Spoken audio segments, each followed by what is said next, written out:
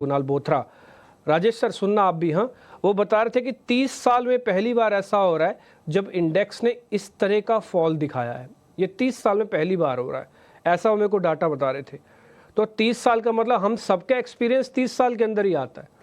राजेश जी आपका भी, मेरा भी, रचित का भी और लक्ष्मीकांत शुक्ला जी भी का भी। तो इसका मतलब हम अपनी लाइफ में पहली बार देख रहे हैं, है ना। हम तीनों ही, इनफैक्ट हम चारों जो विंडो में हैं, हम अपनी लाइफ में पहली बार इस तरह का एक्सपीरियंस देख रहे हैं। तो मेरे को लग रहा है कि कई चीज़ें नई बार होती है, नया एक्सपीरियंस होता है। इससे पहले तक हमने अलग तरह का मार्केट देखा, आजकल हम थोड़ा अलग किस्म का मार्केट देख रहे हैं।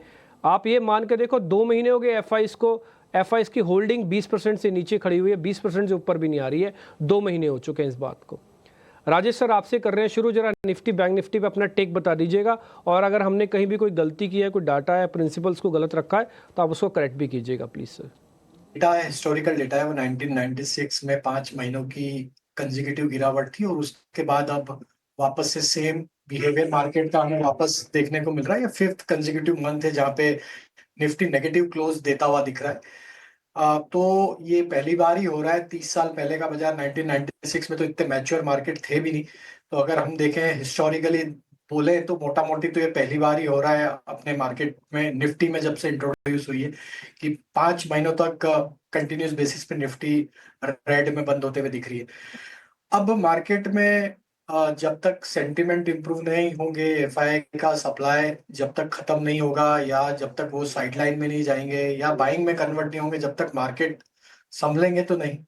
मार्केट में दबाव तो रहेगा, छोटे मोटे उछाल जरूर आते रहेंगे। आज भी देखें 30 40 50 पॉइंट के उछाल थे, लेकिन मार्केट में फॉलो बाइंग एक्शन मिसिंग है, क्योंकि अ, जिस तरीके की अस्थिरता का माहौल है यहाँ पे, कोई भी जैसा आपने भी बताया कि स्टैगर्ड ही बाय करना है, तो वो छोटी ही बाइंग मार्केट में हो रही है, जिसके चलते जो हम पहले के मार्केट में देखते थे कि एक बड़ी उछाल बन जाती थी एक ओवरसोल्ड मार्केट से, वो उछाल भी अब नहीं बन पा रही, क्योंकि अभी क्वांटम जो है वो काफी छोटा है बाइंग का। ऑलरेडी पोर्टफोलियो लॉस में है, मार्जिन बुक भी काफी छोटी होती जा रही है, और यहाँ पे नया बड़ा रिस्क लेने की अभी एपेटाइट भी लो है। तो हमें लगता है इन सारी चीजों को देखते हुए मार्केट में जो उछाल आ रहे हैं वो भी छोटे ही है, और ऊपर में वापस जब तक एफआई का सप्लाई है तो वो उछाल में भी हम देख रहे हैं कि मार्केट लोअर साइड पे फिसलते हुए दिख रहे हैं। लेवल की बात करें 22,500 इंपॉर्टेंट लेवल है, अगर वो टूटेगा तो 22,300 की तरफ हम फिर फिसल जाएंगे। एक्सपायरी मंथ में, एक्सपायरी वीक में अब हम हैं, और ऑलमोस्ट एक्सपायरी के नजदीक है। 22,500 का पुट बेस है, अगर वो टूटता है एक्सपायरी के पहले तो 22,300 भी दिख सकता है। ऊपर में 22,700 के ऊपर जब तक नहीं आता है निफ्टी, कोई शॉर्ट कवरिंग यहाँ पे अभी ट्रिगर नहीं होगी। मेजर कॉल राइटिंग 22,500 600 650 700 स्ट्राइक, इन्हीं स्ट्राइक्स पे देखने को मिली है। बैंक निफ्टी भी अब यहाँ पे एक वीकनेस जोन में आ चुका है, क्योंकि 49,000 के लेवल को अब तोड़ चुका है, और 48,500 जो कि एक इमीडिएट इंपॉर्टेंट सपोर्ट है उसके आसपास ही ट्रेड कर रहा है। अगर 48,500 टूटेगा तो यहाँ पे भी डाउन मूव फर्दर एक्सटेंड होते हुए दिख सकता है टुवर्ड्स 48,200 48,000 की तरफ।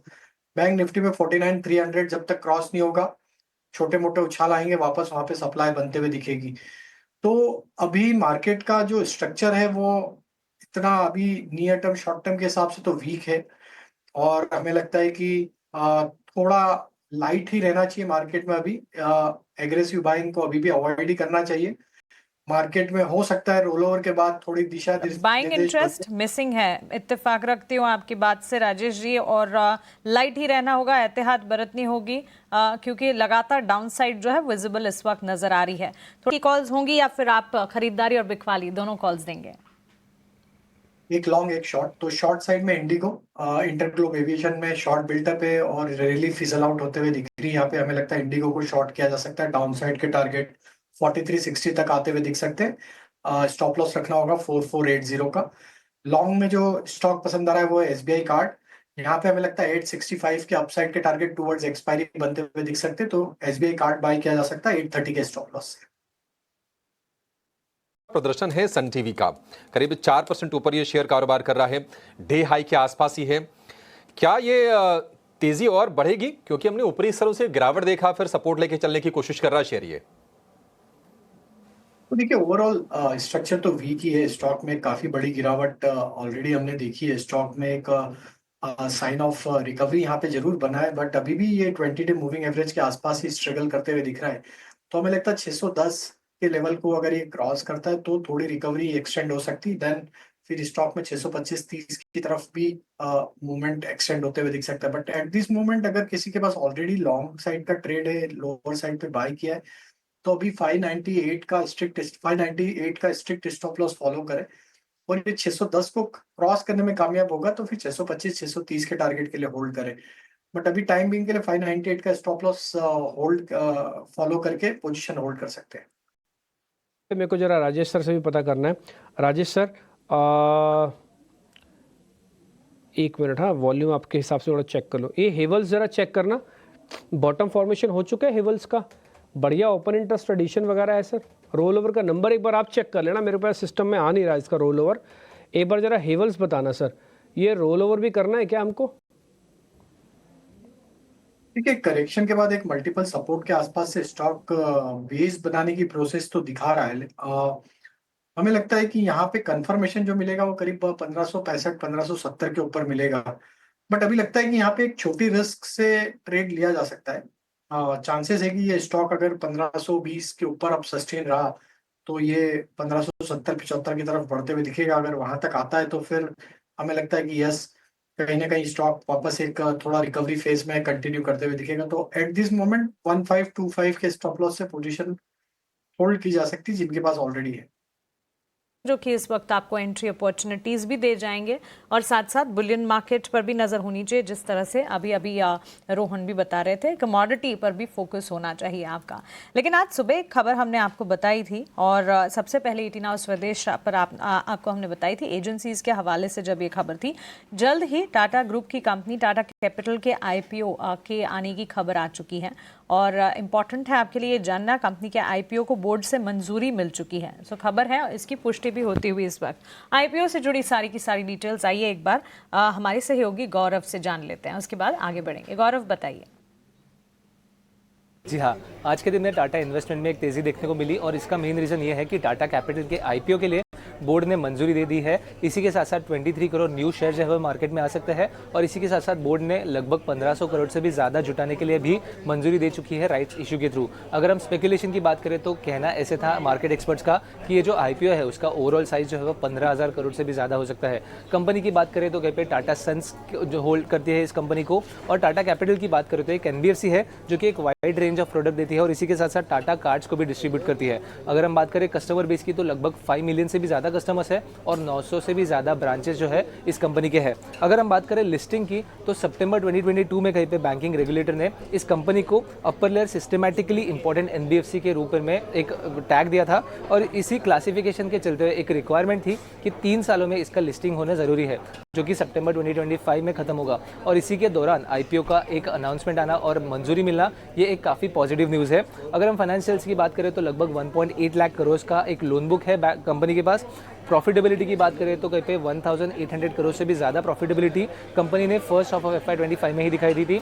और इसी के साथ साथ रिटर्न मैट्रिक्स जैसे ROA और ROEs की बात करें तो वहाँ पे भी एक हेल्दी रेशियो हमने पहले देखा है।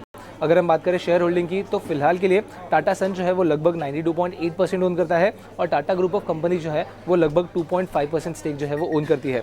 बट और आगे जाके ये जानना भी काफ़ी ज़रूरी है कि कहीं पे पहले से ही इस कंपनी को टाटा सन से बैकिंग भी है, क्योंकि पिछले 6 सालों में लगभग 6000 करोड़ जो है वो टाटा सन्स ने इस कंपनी में इन्फ्यूज़ किया है। इनफैक्ट अगर FY24 की ही बात करें तो 2000 करोड़ का इन्फ्यूजन हमने देखा था इस कंपनी में नीड बेसिस पे। आखिर में अगर हम बात करें टाटा इन्वेस्टमेंट्स की तो लगभग इस कंपनी के 4.7% ऑफ ओवरऑल इन्वेस्टमेंट जो है वो टाटा कैपिटल में है और इसी के चलते हुए क्योंकि ये IPO आ रहा है, टाटा इन्वेस्टमेंट्स में भी एक तेज़ी जो है आज के दिन में देखने को मिली। तो आगे जाके टाटा कैपिटल के IPO पे तो नज़र हमारी ज़रूर बनी रहेगी, बट इसी के साथ साथ टाटा इन्वेस्टमेंट्स और बाकी जो टाटा के शेयर्स है उस पर भी नज़र रखना काफ़ी ज़रूरी रहेगा। बिल्कुल गौरव, शुक्रिया आपका ये सारी की सारी डिटेल्स हमें बताने के लिए। तो क्यों है ये IPO ज़रूरी, IPO से जुड़ी सारी की सारी डिटेल्स, IPO के ज़रिए 23 करोड़ नए शेयर्स जारी किए जाएंगे और इसके अलावा भी सारे के सारे फंडामेंटल्स ऑफ फाइनेंशियल्स यहाँ पर आपने जाने। टाटा इन्वेस्टमेंट कॉरपोरेशन के स्टॉक को पुल अप करना चाहिए, 6-6.5% की तेज़ी। राजेश जी, दिन के उच्चतम स्तर पर इस वक्त ये स्टॉक ट्रेड करता हुआ, न्यूज़ फ्लो और उसका इम्पैक्ट तो क्लियरली नज़र आ रहा है। टेक्निकली चार्ट्स पर अगर कोई राय है आपकी तरफ से 6123 के लेवल्स।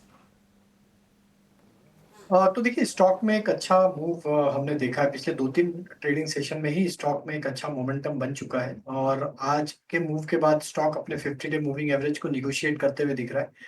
हालाँकि अगर हम देखें तो पिछले 2-3 अटेम्प्ट में भी स्टॉक ने वो लेवल को क्रॉस नहीं किया था जो कि है करीब 6220 के आसपास। तो ये 6220-25 की ज़ोन को क्रॉस करना इसके लिए काफ़ी इंपॉर्टेंट रहेगा हायर साइड पे। अगर ये लेवल क्रॉस होते हैं, तो फिर हमें लगता है इसकी नेक्स्ट जो टारगेट बन सकते हैं वो 6400 की तरफ भी आते हुए दिख सकते हैं। तो स्टॉक में साइन ऑफ रिकवरी यहाँ पे बना है, अभी जिनके पास ट्रेड है लॉन्ग साइड का वो बने रह सकते हैं। यहाँ पे स्टॉप लॉस फॉलो करना होगा करीब 6000 के आसपास का। 6000 का stop loss Tata investment Corp के लिए। होल्डिंग कंपनी है टाटा ग्रुप की तमाम कंपनीज की भी ये। अच्छा, इसकी जो लिस्टिंग होनी है टाटा कैपिटल की, अभी 6 महीने दूर की बात है। आगे बहुत सारे अपडेट्स आएंगे, देखेंगे उसको प्राइस बैंड से लेकर साइज को लेकर तमाम इश्यूज, तमाम डिटेल्स इसको लेकर आएंगे। 1680 के आसपास का बेस है राजेश सर, क्या करें? एवरेज कर सकते हैं? कॉन्फिडेंस जगा रहा है कि ज़्यादा नीचे नहीं जाएगा? नहीं डिम्पी जी, अभी वेट करेंगे। अभी यहाँ पे एवरेज करने की सलाह तो नहीं देंगे क्योंकि मार्केट ने पिछले आधे घंटे में जिस तरीके से सप्लाई बनी है वापस से, तो हमें लगता है कि नेक्स्ट सेशन को थोड़ा सा वेट करना चाहिए। अगर ये स्टॉक 1660 के लेवल को नहीं तोड़ता है अगले 1-2 ट्रेडिंग सेशन में, तो फिर यहाँ पे अटेम्प्ट किया जा सकता है। अदरवाइज 1660 के आसपास ही ट्रेड कर रहा है जो कि इसका क्रूशियल सपोर्ट है। अगर वो टूट गया तो फिर स्टॉक में गिरावट बढ़ सकती है। और अगर हम देखें तो मोटा मोटी बैंक निफ्टी का स्ट्रक्चर भी कहीं कोई स्ट्रेंथ यहाँ पे दिखा नहीं रहा है, वहां पे वीकनेस बनी हुई है। तो हमें लगता है अगर बैंक निफ्टी फर्दर टूटना है तो ये लार्ज के बैंक्स के चलते ही टूटेगी। तो 1660 का लेवल ध्यान रखेंगे अगले 1 से 2 ट्रेडिंग सेशन के लिए। ठीक है।